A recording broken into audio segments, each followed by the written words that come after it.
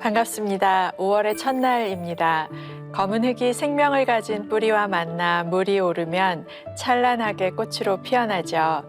그 생명의 역동을 곳곳에서 볼 수 있는 계절이 왔습니다. 검게 타버린 듯한 메마른 광야 한복판에서도 그와 유사한 생명의 역동이 오늘 사도행전의 말씀 속에서 벌어지고 있습니다. 사도행전 8장으로 함께 들어가 보도록 하겠습니다. 일어나 가서 보니 에디오피아 사람 곧 에디오피아 여왕 간다게의 모든 국고를 맡은 관리인 내시가 예배하러 예루살렘에 왔다가 돌아가는데 수레를 타고 선지자 이사야의 글을 읽더라. 성령이 빌립더러 이르시되 이 수레로 가까이 나아가라 하시거늘 빌립이 달려가서 선지자 이사야의 글을 읽는 것을 듣고 말하되 읽는 것을 깨닫느냐. 대답하되 지도해 주는 사람이 없으니 어찌 깨달을 수 있느냐 하고 빌립을 청하여 수레에 올라 같이 읽으라 하니라. 구약의 모세오경 토라에서는 야훼 하나님의 언약 공동체 이스라엘의 라이프 스타일을 안내합니다. 유대인 남자들은 유월절, 오순절, 초막절에 예루살렘에 있는 성전, 하나님 아버지의 집에 나아가 제사에 참여하는 것을 명하고 있습니다. 우리가 추석이나 설 명절이면 고향 아버지 집에 가서 세배도 하고 부모님의 살림을 살피는 모습과 유사합니다. 이것을 율법으로 여겨서 지키지 않으면 안 되는, 명절이니까 꼭 가야 되지 하고 가는 것이 아니라 자녀들이 기쁘게 아버지의 집으로 달려가는 것, 이것이 절기를 지키던 유대인들의 모습이었습니다. 1세기 당시 로마 제국 아래서 디아스포라로 세계 곳곳에 흩어져 사는 유대인들에게 소원이 하나 있다면 평생 한 번이라도 하나님 아버지의 성전에 나아가 절기를 지키며 제사를 드리는 것이었습니다. 시편 120편부터 134편은 성전에 올라가는 노래들을 부르고 있습니다. 머나먼 땅에서 성전을 그리워하다가 드디어 여정을 출발하고 가까이 나아가는 이들의 고백이 등장합니다. 성전을 멀리서 바라보는 순간 그 빛나는 성문 앞에 다다랐을 때 기쁨에 겨워 땅에 엎드려 입을 맞추기도 하고 춤을 추기도 합니다. 시편 135편에 가면 마침내 성전 뜰에 섭니다. 그 감격을 생각해 보시겠습니까? 제사를 드리며 할렐루야를 감격적으로 외칩니다. 136편에서는 제사장과 온 백성이 서로 화답하며 여호와께 감사하라. 그는 선하시며 그 인자하심이 영원함이로다 라고 반복해서 외칩니다. 평생을 꿈꿔왔던 그 성전에서 드리는 예배, 그들의 예배가 얼마나 기쁘고 감격스러웠을지를 한번 상상해 보시죠. 그 시대에는 유대인이 아닌 이방인 중에서도 성전에 나아오는 사람들이 있었습니다. 그들은 야훼 하나님을 경외하는 사람들이었습니다. 그러나 이방인의 뜰이라고 불리는 곳까지만 나아갈 수 있었습니다.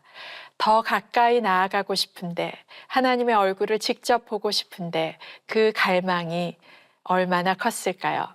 사랑하면 마주보고 싶어집니다. 하나님의 얼굴을 사모하며 여기까지 나아왔는데 바로 눈앞에 담장 밖에서 예배해야 하는 운명입니다.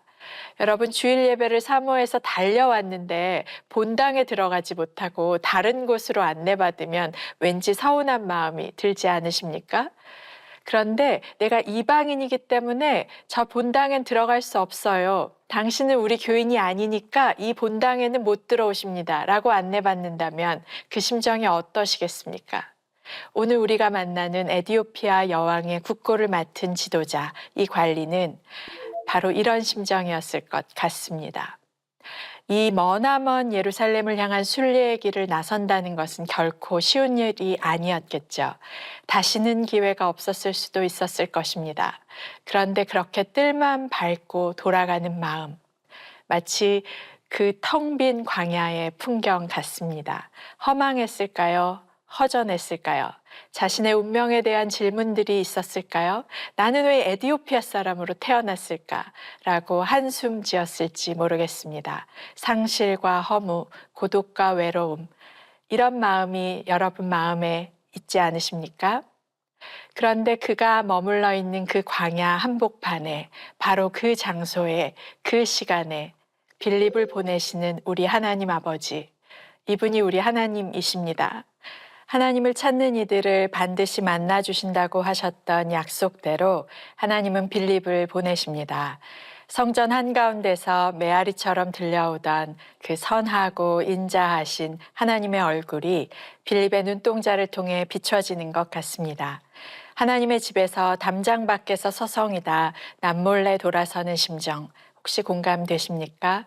하나님께서 그 순간에 우리의 목마른 마음을 알고 계시고 지켜보고 계시고 돌보고 싶어 하시는 것을 오늘 에디오피아 관리에게 빌립을 보내시는 하나님을 통해 발견합니다.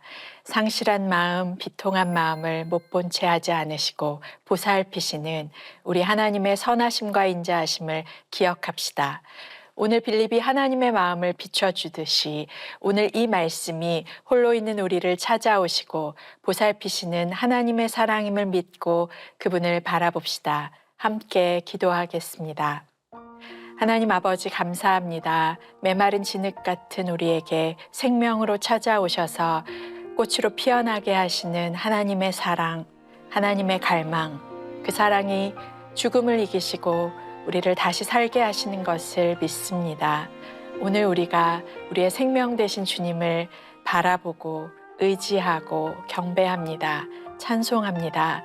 주님이 이기셨습니다. 우리가 변화될 것입니다.